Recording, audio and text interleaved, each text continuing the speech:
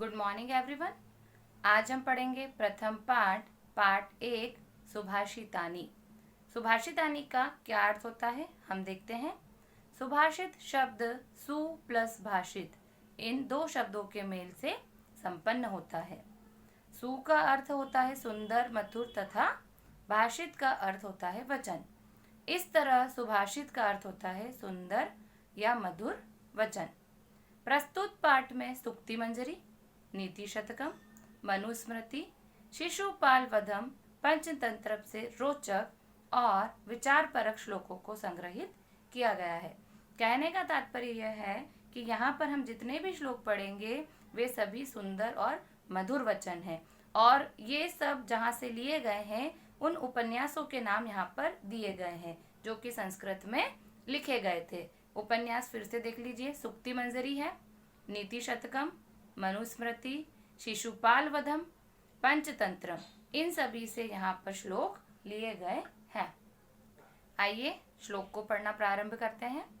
पहला श्लोक है गुणा गुणगेषु गुणा भवन्ति ते निर्गुणम प्राप्य भवन्ति दोषा सुस्वादु तोयः प्रभवन्ति नद्य समुद्रमासाद्य भवन्त्य पेया। गुणा अर्थात अच्छे लक्षण, अच्छे गुण, गुणगेषु अर्थात गुणी व्यक्तियों के पास गुण ही बने रहते हैं। यदि कोई अच्छे लक्षण होते हैं और वह किसी गुणी व्यक्ति के पास जाते हैं तो वे गुण ही बने रहते हैं। ते निर्गुणम प्राप्य भवन्ति दोषा, और जब वही गुण, ते निर्गुण, जब वही गुण प्राप्य अर्थात पहुंचकर, भवन्ति दोषा, अगर वही गुण किसी बुरे व्यक्ति के पास चले जाते हैं तो वहां जाकर वे दोष बन जाते हैं। सुस्वादु तोया प्रभवन्ति नद्य, जो नदियां होती है, सुस्वादु तोया अर्थात तोया अर्थात जल, और सुस्वाद स्वाद युक्त जल लेकर प्रभवन्ति बहती है। समुद्र मासाद्य भवन्त्य पेया, परंतु वही नदियों में बहने वाला जल जब समुद्र में मिल जाता है तो वह अपेय बन जाता है अर्थात पीने योग्य नहीं रहता। श्लोक क्रमांक 2 साहित्य संगीत कला विहीनः साक्षात् पशु पुच्छ विषाणहीनः तृणं न खादनमपि जीवमान तद भागधेयं परमं पशूनाम।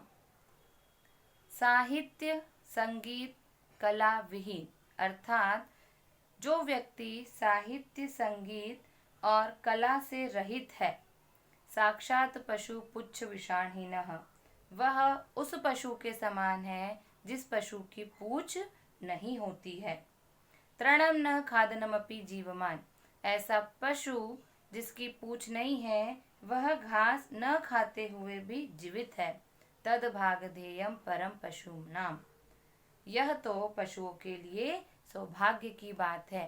कहने का तात्पर्य यह है कि यदि वह पशु घास न खाते हुए भी जीवित रह रहा है तो उसके लिए तो सौभाग्य की बात है, परंतु जिस व्यक्ति के पास साहित्य संगीत और कला का ज्ञान नहीं है यह तो उसके लिए बड़े ही दुर्भाग्य की बात होती है।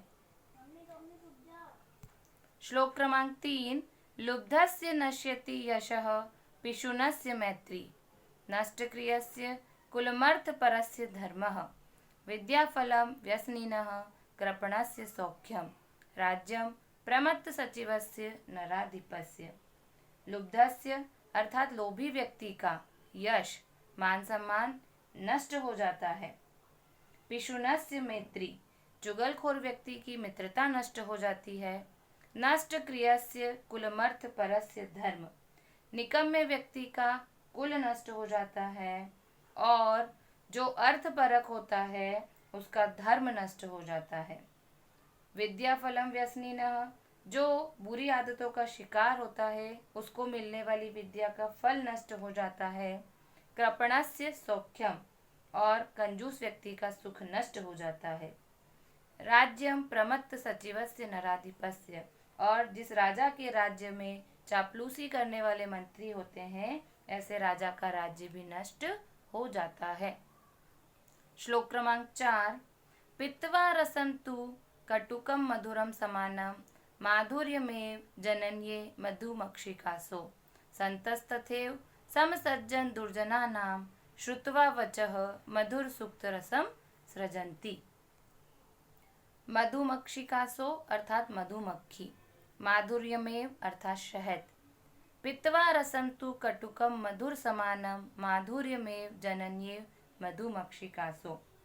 जिस प्रकार मधुमक्खी कटुकम कड़वे रस को पीकर माधुर्यमेव शहद उत्पन्न करती है, उसी प्रकार संतस्तथैव समसज्जन दुर्जनानां श्रुत्वा वचः मधुर सुक्तरसम सृजन्ति। जो सज्जन लोग होते हैं, संत लोग होते हैं, वे दुष्टों के कठोर वचन सुनकर भी मधुर सुक्तों की रस वाली वाणी बोलते हैं। अगला श्लोक, श्लोक क्रमांक 5।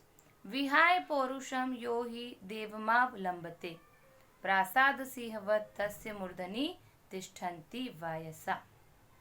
विहाय अर्थात छोड़कर, जो पुरुष देवमावलंबयते परिश्रम को छोड़कर देव अर्थात भाग्य के भरोसे रहता है, भाग्य का सहारा लेता है, प्रासाद सिंहवत तस्य मूर्धनि तिष्ठन्ति वायसा, वह व्यक्ति महल में स्थित सिंह की तरह अपमानित होता है, जिनके सिर पर कौवे बैठते हैं। मूर्धनि सिर पर, तिष्ठन्ति बैठते हैं, वायसा कौवे। कहने का तात्पर्य यह है कि राजमहल के बाहर जो शेर बने होते हैं वे निर्जीव होते हैं, और ऐसे शेर के ऊपर कौवा बैठ जाता है तो उस शेर का अपमान होता है।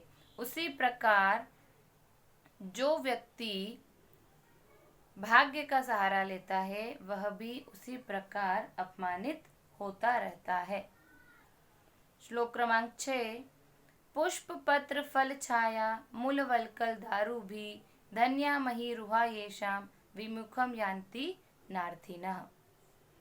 धन्या महीरुहा, महीरुहा अर्थात वृक्ष, वह वृक्ष धन्य है जो पुष्प, पत्र पत्ते, फल, छाया, वल्कल अर्थात पेड़ की छालें और दारू भी अर्थात लकड़ियों से परिपूर्ण है।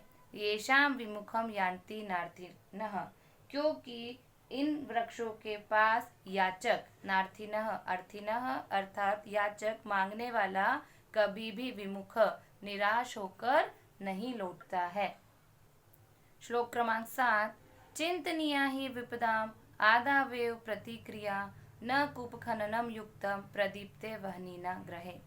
चिंतनीया सोच लेना चाहिए, विपदाम मुसीबत, आदावेव आने से पहले ही प्रतिक्रिया, विपदा आने से पहले ही उसकी प्रतिक्रिया निवारण रोकना सोच लेना चाहिए। न कूपखननम युक्तम प्रदीप्ते वहनीना ग्रहे, अग्नि के द्वारा जब घर जल जाए उस समय कुआं खोदना उचित नहीं है। बच्चों, आज हमने पार्ट 1 सुभाषितानी के श्लोकों को पढ़ा तथा उनका हिंदी अर्थ समझा।